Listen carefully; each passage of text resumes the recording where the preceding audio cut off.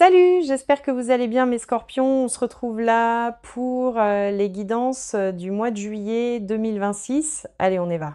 Il y a un prénom posé derrière tes dents depuis des semaines. Tu ne l'as prononcé à voix haute devant personne. Tu l'avales chaque fois qu'il essaye de remonter. Ce prénom appartient à une femme qui pense à toi en ce moment même, plus qu'elle ne se l'est jamais avoué. Et la première chose que j'ai besoin que tu comprennes, c'est que son silence n'a jamais eu à voir avec le fait que tu serais facile à quitter.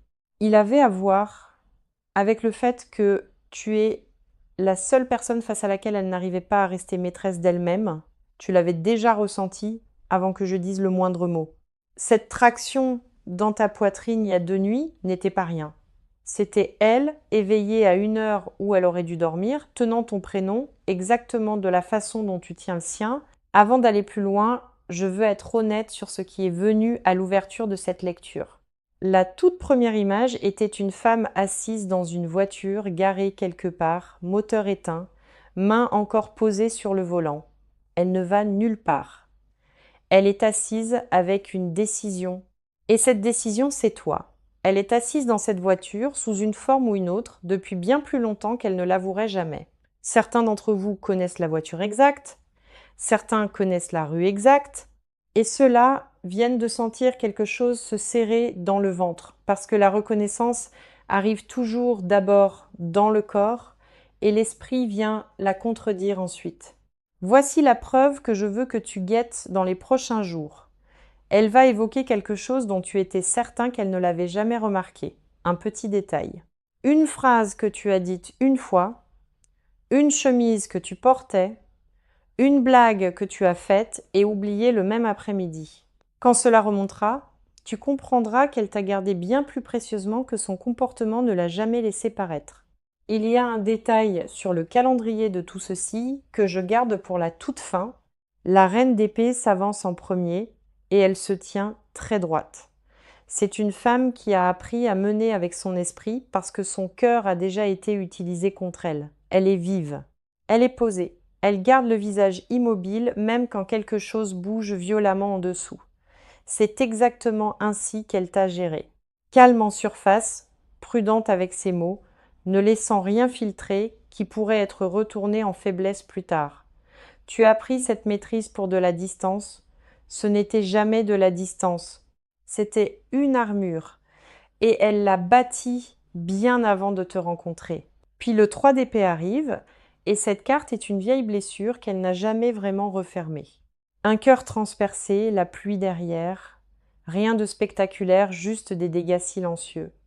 C'est ce qu'elle porte désormais dans tout ce qu'elle vit. Quelqu'un a franchi sa garde un jour et est reparti par cette brèche, et elle s'est promis de ne plus jamais laisser cela arriver. Alors, quand tu es apparu et que tu as commencé à franchir la garde sans même essayer, cela l'a effrayée plus que cela ne l'a émue.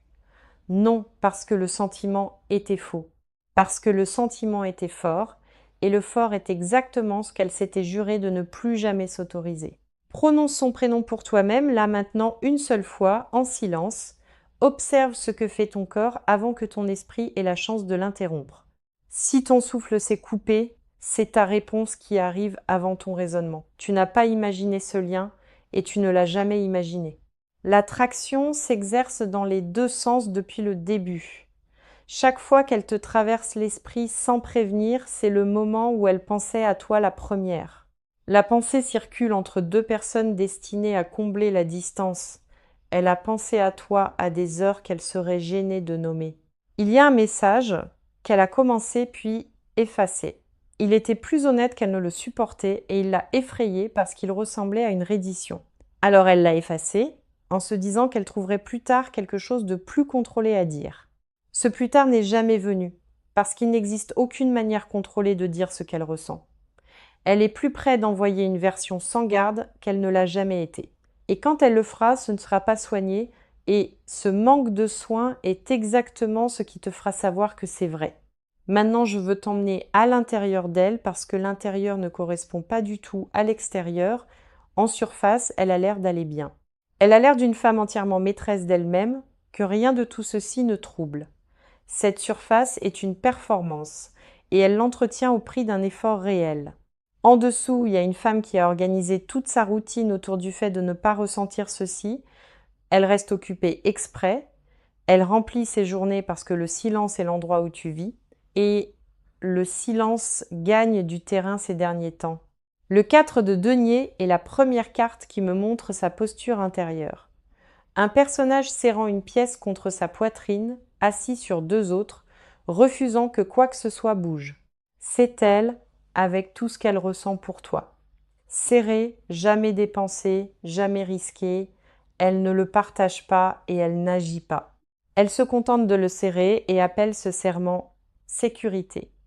Mais ce qu'on retient devient plus lourd avec le temps, pas plus léger, et le poids de celui-ci a commencé à se voir. C'est pour cela que sa maîtrise s'est fissurée récemment. Elle s'est lassée de le porter dans un silence complet. Puis le 8 de coupe s'avance, et c'est la carte de son départ. Un personnage s'éloignant en montée sous une lune, laissant derrière lui des coupes pleines. Les coupes ne sont pas vides. Rien n'était terminé. Elle s'est éloignée de quelque chose qui avait encore de la vie. Et elle se raconte une histoire bien propre sur les raisons, le calendrier, les circonstances. Le fait d'être dans une mauvaise passe.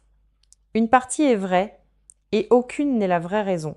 La vraie raison, c'est qu'elle ne se faisait pas confiance pour tenir quelque chose d'aussi important sans s'y perdre. Alors elle est partie avant de pouvoir être à nouveau blessée. C'est la peur déguisée en protection de soi, et une part d'elle le sait déjà. Sa résistance n'a rien à voir avec le désir, je veux que ce soit parfaitement clair. Le désir n'a jamais été la question, pas une seule semaine. Sa résistance a à voir avec la sécurité. Elle s'est convaincue que te laisser entrer pleinement, c'est remettre le pouvoir de la blesser, et elle a passé des années à s'assurer que plus personne ne détienne ce pouvoir. C'est pour cela qu'elle peut ressentir aussi intensément tout en gardant ses distances. Tendre la main vers toi voudrait dire baisser la garde, et baisser la garde est la seule chose qu'elle s'est entraînée à ne jamais faire. Elle préférerait souffrir en silence derrière l'armure que risquer d'être sans protection devant toi. Puis la lune apparaît, et c'est là que vivent réellement ces nuits. Deux tours, un chemin sinueux, un chien et un loup hurlant à la même lune. Rien sur cette carte n'est certain, et tout y est ressenti. Elle a rêvé de toi, et je ne le dis pas pour les faits. Pas de grands rêves, des rêves ordinaires. Toi dans une pièce, toi disant quelque chose de simple. Elle se réveille troublée et emporte cela dans sa matinée. C'est pour cela que certaines de tes journées t'ont paru lourdes sans raison. Tu attrapais le bord de ce qu'elle laisse derrière elle la nuit. La lune montre aussi une déformation qu'elle n'a pas corrigée. Elle croit que tu es passé à autre chose et que tu as cessé de tenir à elle. Quelqu'un lui a peu être dit que tu avais l'air d'aller bien, et aller bien s'est traduit dans son esprit par fini. Elle a lu ta stabilité comme de l'indifférence, ce qui est la plus vieille erreur d'interprétation qui soit. Tu as fait la chose saine et tu t'es tenu debout, et elle y a vu la preuve que tu avais lâché. Ce simple malentendu fait plus de dégâts que tout ce que vous avez réellement fait l'un et l'autre, et il est sur le point d'être corrigé par les circonstances, qu'elle le prévoie ou non. Elle a recommencé à faire de petites choses qu'elle avait cessé de faire il y a quelque temps. Regarder des choses qu'elle regardait avant. Laisser dans ses soirées de la place pour rien de précis. Elle se prépare sans se permettre d'appeler cela une préparation. C'est ainsi qu'une femme, comme elle avance, de côté et en silence, puis d'un seul coup, la partie de côté a déjà commencé, et tu ne peux pas la voir d'où tu te tiens. De l'extérieur, cela ressemble à rien, et ce n'est pas rien. C'est une femme qui réarrange lentement sa vie autour d'une possibilité qu'elle n'a pas avouée à voix haute. Quelque chose a déjà basculé, et cela a basculé de l'intérieur, pas depuis un événement. Il n'y a eu ni annonce, ni moment spectaculaire. Cela a bougé comme une saison qui change du jour au lendemain pendant que tout le monde dort.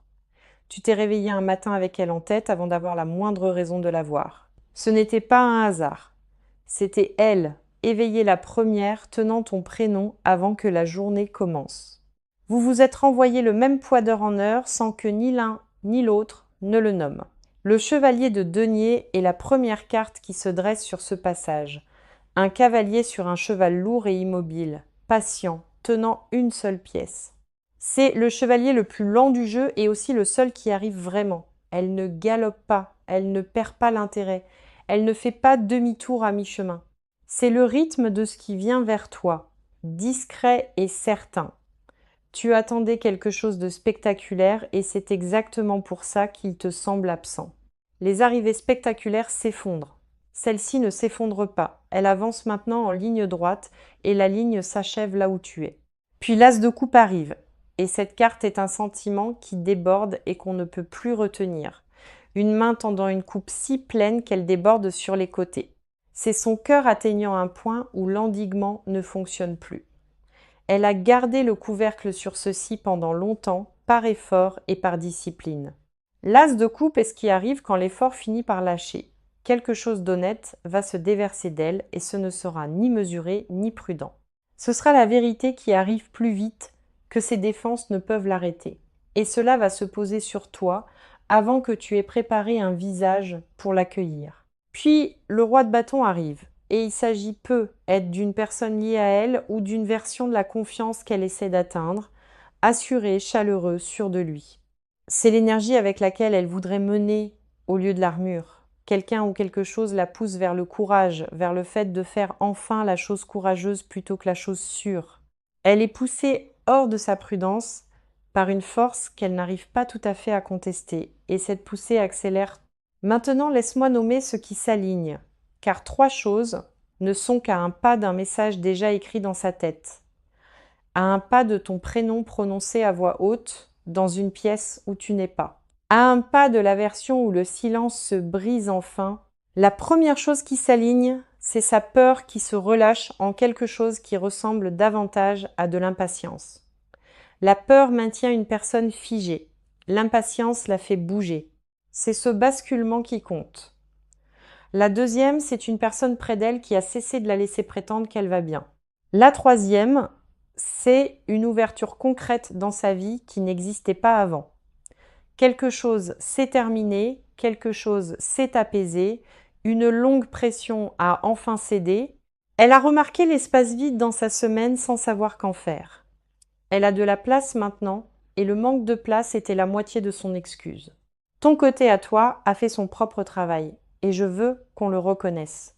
Tu as cessé de décortiquer tout ce que tu as dit et fait dans la dernière ligne droite. Tu as cessé de relire d'anciennes conversations à la recherche du moment exact où ça a dérapé. Cet examen de soi permanent maintenait tout figé de ton côté. Quand tu as enfin lâché prise, la situation a recommencé à respirer. Je sais que ça semble sans rapport et ça ne l'est pas du tout. Ces choses restent bloquées tant que les 2 personnes s'accrochent chacune à un bout différent. Tu as desserré ta prise et son côté à elle s'est mis à glisser tout seul.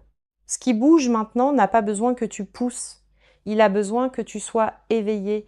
Il a besoin que tu sois joignable. Il a besoin de rien de plus que ça de ta part. C'est un soulagement étrange et tu as le droit de l'accepter. Tu as travaillé en heures supplémentaires sur quelque chose qui a cessé d'être ton rôle il y a un moment. Pose les outils. L'autre côté porte enfin sa part du poids. Ceci ne se déploie pas en douceur, et je préfère que tu le saches à l'avance. Une structure doit tomber d'abord, et c'est la sienne, pas la tienne. Tout le reste de cette situation repose sur cette unique structure. La tour est la carte, et je ne vais pas l'adoucir.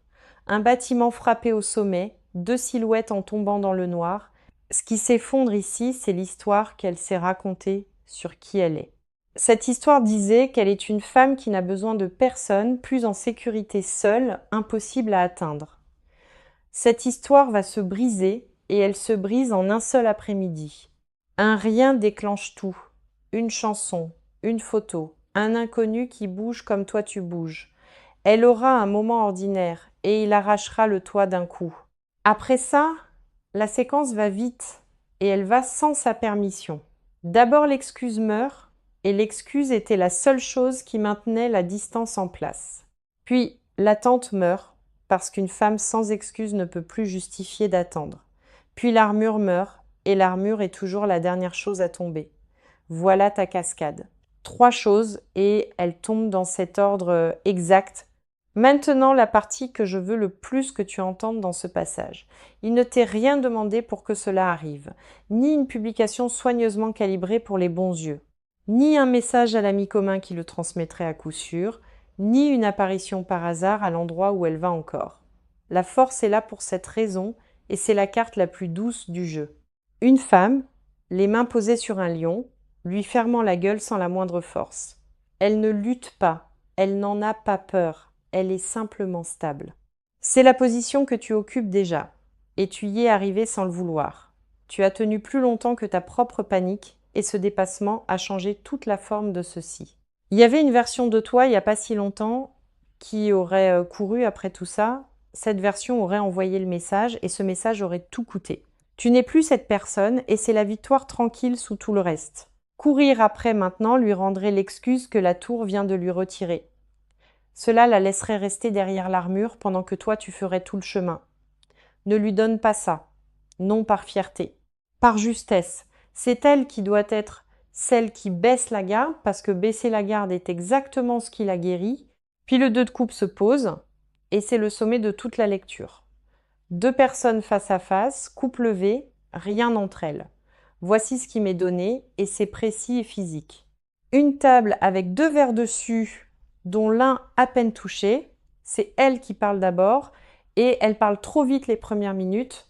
Tu remarques ses mains avant d'enregistrer un seul mot qu'elle dit. Il y a un moment où elle s'arrête au milieu d'une phrase et se contente de te regarder. C'est ce moment-là et tu sentiras la température de la pièce changer. Pas encore romantique, quelque chose de plus simple. Le soulagement d'être enfin en face de la personne. Tu l'entendras dire ton prénom et il sonnera étrangement dans sa bouche. Étrange parce que tu ne l'as pas entendu dans cette voix précise depuis longtemps. Quelque chose autour d'une porte, d'un manteau, d'une pause dehors où ni l'un ni l'autre ne fait mine de partir. C'est le centre sensoriel de tout ceci et c'est plus proche que ça n'en a l'air aujourd'hui. Maintenant l'avertissement pratique, car il y en a un et il compte. Quand cela commencera, ne l'accueille pas avec la version blindée de toi-même. Tu en auras envie, et cette envie est parfaitement compréhensible. Elle t'a blessé, et la tester te donnera l'impression de récupérer quelque chose qui t'est dû. Mais une femme au milieu de sa propre tour est déjà réduite à sa charpente.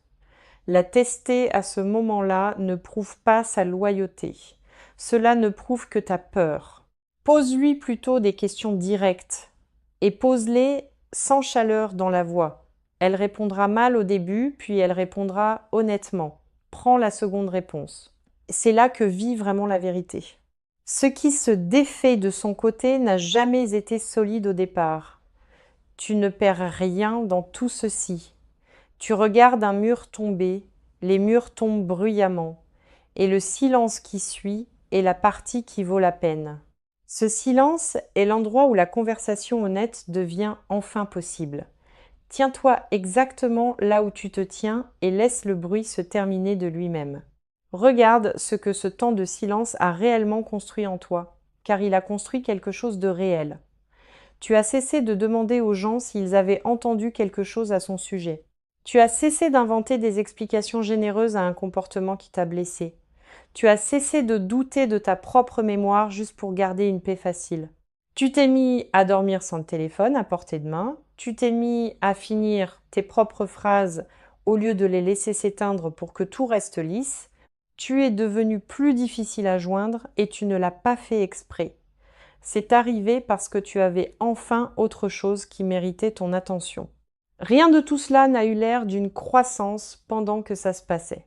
Ça avait l'air de survivre à une semaine et survivre, c'est le tout. Le 8 de denier se tient sur cette liste. Et c'est la carte de l'établi. Une personne qui grave la même forme encore et encore, seule, sans personne pour regarder. Personne n'applaudit aucune pièce de ce travail. C'est ce que tu faisais pendant qu'elle évitait une conversation. Tu bâtissais en silence la version de toi capable de survivre à n'importe quelle réponse qu'elle t'apporterait.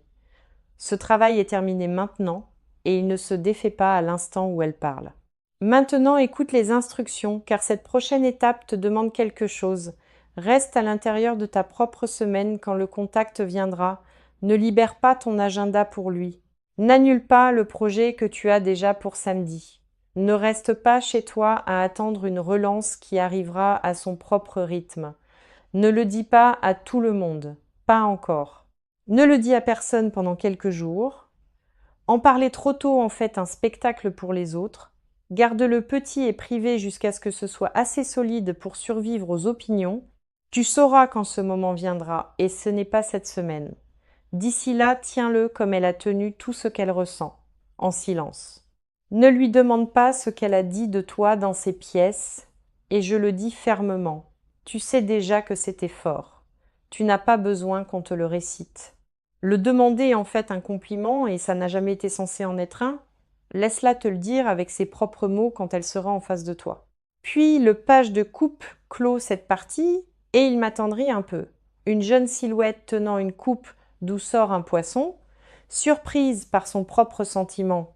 Quelque chose commence, qui n'a aucune répétition derrière lui, c'est pas exactement le retour de l'ancienne chose, c'est une première tentative honnête. Elle va être maladroite, et la maladresse est le bon signe ici. Le lisse voudrait dire répéter. Le répéter voudrait dire qu'elle se protège encore. Vouloir la version soignée, c'est vouloir la version qui n'est pas vraie. Si quelque chose de tout ceci se pose sur toi, et tu sais si c'est le cas, laisse un mot en dessous, un seul.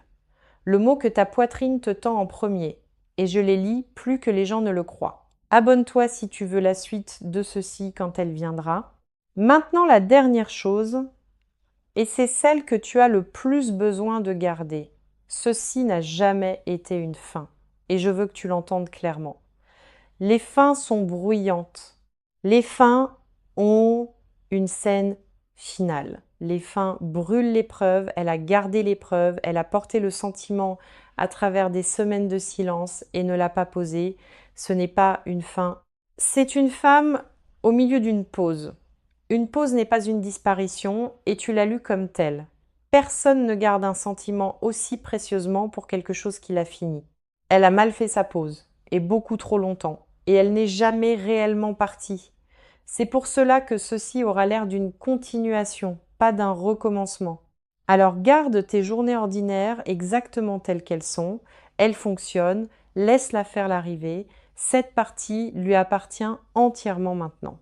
Et sois doux avec toi-même pendant que le reste de l'attente s'épuise. Tu as tenu toute une situation à toi seul et personne ne t'a remercié une seule fois. Je l'ai vu, la lecture l'a vu. C'est la vérité de ce passage et elle n'a pas besoin d'être décorée. Tu n'as pas été oublié, tu as été porté en silence par une femme qui ne savait pas le dire.